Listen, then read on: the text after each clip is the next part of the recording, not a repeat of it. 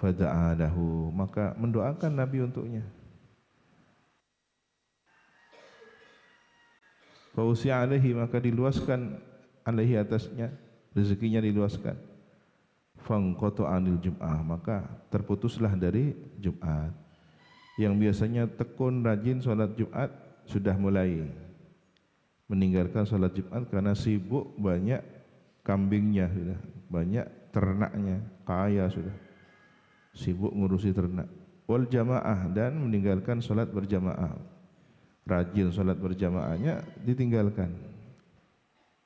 Waman az-zakat, waman az-zakat, dan mencegah siapa Sa'labah az-zakata, bayar zakat, sudah mulai bakhil, tidak membayar zakat. Kama qala ta'ala, sebagaimana firman Allah Subhanahu wa taala, falamma atahum min fadlihi bakhilu bihi wa tawallaw.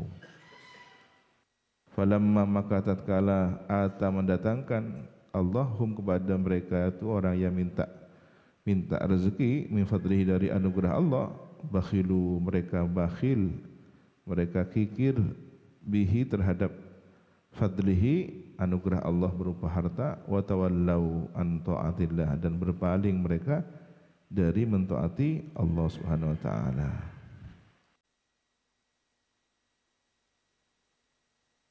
Wa hum mu'ridun, sedangkan ada mereka mu'ridun, berpaling, orang yang berpaling dari menepati janjinya. Janjinya kalau kaya raya diberi rezeki oleh Allah akan bersedekah, kenyataannya tidak.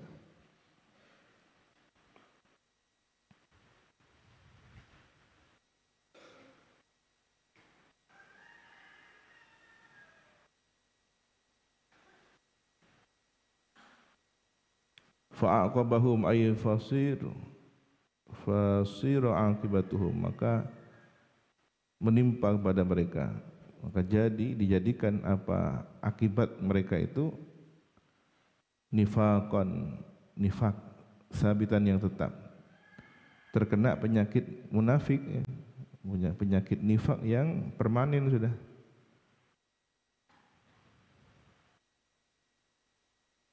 Fi qulubihim, di dalam hati mereka, ila yaumi yalqaunahu, sampai pada hari yalqauna,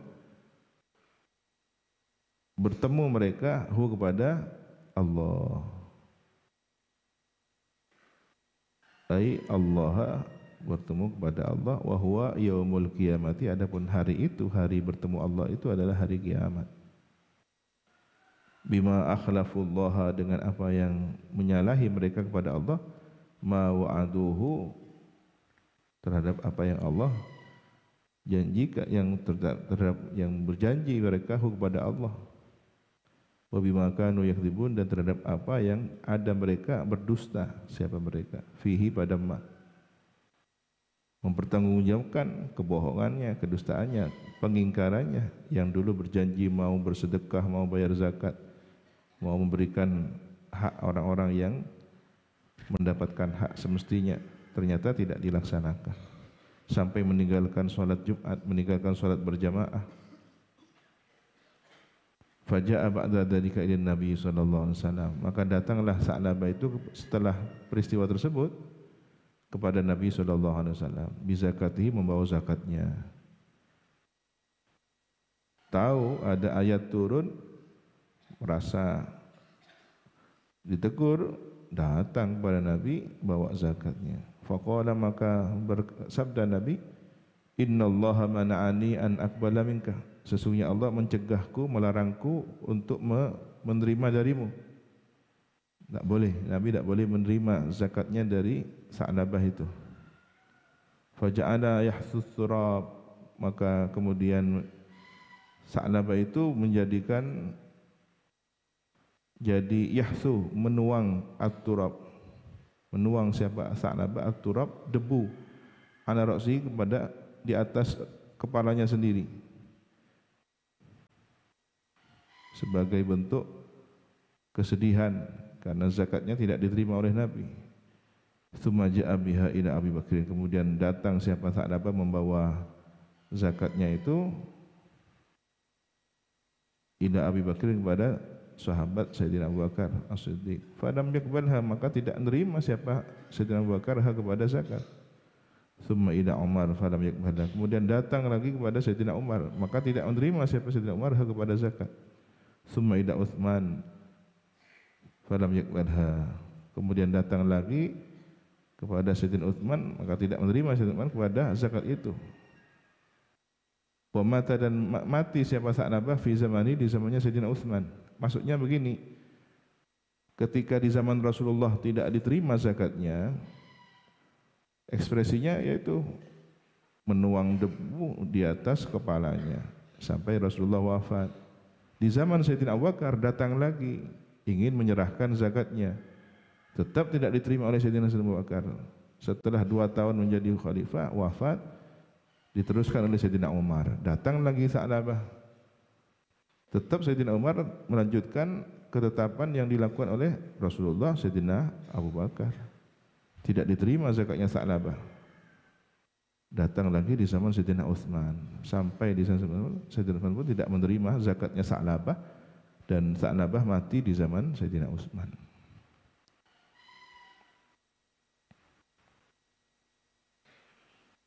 Ada orang yang tidak sepantasnya, tidak mampu untuk menjadi kaya raya. Ketika dia menjadi kaya raya, maksiat kepada Allah. Maka orang-orang tasawuf, yang orang-orang mendalam tasawufnya itu menjalani apa yang Allah pilihkan, meminta hal yang wajar, minta rezeki yang wajar. Ketika diberi rezeki secara terbatas, diterima. Boleh jadi dengan rezeki yang terbatas dia tidak macam-macam. Berapa banyak orang terpaksa menjadi baik gara-gara tidak punya budget untuk maksiat. Bagaimana buat maksiat tidak punya biaya untuk beli sesuatu yang digunakan maksiat, tidak punya biaya untuk beli rokok, beli pil narkoba, tidak punya hal yang bisa melanggar aturan pesantren lainnya, tidak punya uang untuk beli HP, diam-diam,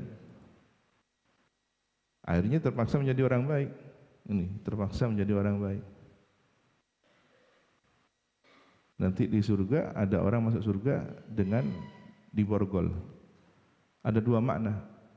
Waktu di dunia dia diborgol secara madzlum, teraniaya, dia dipenjara padahal tidak salah, maka bangga masuk surganya pakai borgol kebanggaan bahwa ini adalah orang yang terzalimi. Tapi di surga dilepas ya, selama perjalanan menuju surga dia bangga di hari kiamat. Ada yang orang diborgol menuju surga, dimaknai bahwa orang ini terpaksa menjadi baik. Dengan aturan yang ada dia menjadi baik. Nah, santri yang semula potensinya mungkin nakal, melanggar, tapi dengan dibentuk lingkungan yang ada aturannya, ada konsekuensinya, punishment bagi yang melanggar, dia terpaksa menjadi baik. Lambat laun menikmati kebaikannya dan sudah tidak mau menjadi buruk lagi. Jadi tidak perlu menyalahkan takdir, saya kok tidak kaya raya ya. Sudahlah, Anda kaya raya, apakah menjadi taat pada Allah, apakah membuat Allah ridha? Jangan-jangan dengan kekayaannya malah maksiat. Itulah mengapa di pesantren kita dididik biaya atau bekal yang santri pegang tidak banyak-banyak. 1 bulan standarnya berapa? 600 standar itu kecukupan kebutuhannya. Kalau sampai belasan juta, apa enggak kemudian berpikir lain, melihat ada peluang, oh saya punya uang belasan juta, saya bisa begini, bisa melakukan hal ini dan itu. Ada orang yang di usia muda, dia bekerja, semangat bekerja, mencari rezeki, dan kondisinya masih nol, masih tidak punya apapun. Setelah usia lanjut, sepuh usia, lanjut usia, sudah di atas 50-60 tahun, barulah kemudian dibuka oleh Allah pintu rezekinya. Ini kan aneh. Mestinya ketika masih kuat tenaga, logikanya dia bekerja dapat uang banyak. Tapi ketika sudah sepuh, Allah mudahkan rezeki itu datang min haitsu la yahtasib. Kenapa? Sudah sepuh. Himmah duniawinya sudah turun. Berpikir hal-hal yang ketika bisa dilakukan di usia muda sudah tidak bisa lagi. Waktu muda kalau diberi kekayaan senang-senang. Apa tidak mungkin terjerumus kepada yang dosa besar, perzinahan, perjudian dan semacamnya. Kalau sudah tua, orientasinya sudah mikir anak, keluarga, mikir akhirat, nafsu untuk duniawi sudah berkurang. Sehingga di kondisi inilah banyak orang dianugerahi melimpah oleh Allah. Stabil sudah, bisa mengendalikan kekayaannya. Ada orang muda, kaya raya dan stabil. Ada, ini istimewa. Bisa jadi 1001. Dari 1000 orang ada satu. Muda, kaya raya, punya investasi di berbagai perusahaan besar, tetapi soleh. Ini kan sesuatu yang langka.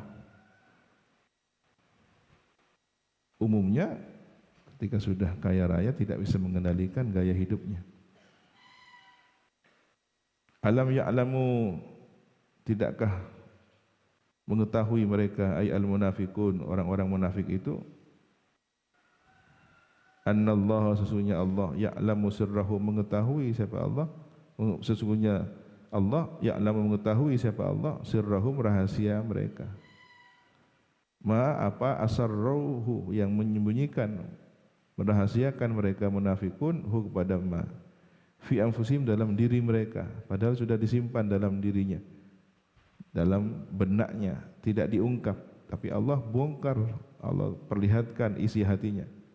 Wa najwahum, dan bisik-bisiknya. Najwa ini pembicaraan secara tertutup, pembicaraan bisik-bisik. Ma tanajau bihi bainahum, apa yang saling berbisik mereka, bihi dengan ma itu, bainahum, di antara mereka munafikin. Boleh jadi sesama orang munafik sudah punya rencana. Nanti minta dulu, minta kaya dulu, yang diniatkan baik dulu. Soal nanti ketika sudah kaya raya, tidak apa-apalah maksiat dikit-dikit, nanti taubat. Kan maksiat bisa dibayar dengan sedekah, zakat dan semacamnya. Sudah punya rencana. Jadi azam, tekad, rencana untuk berbuat maksiat itu sudah menunjukkan siapa diri orang itu.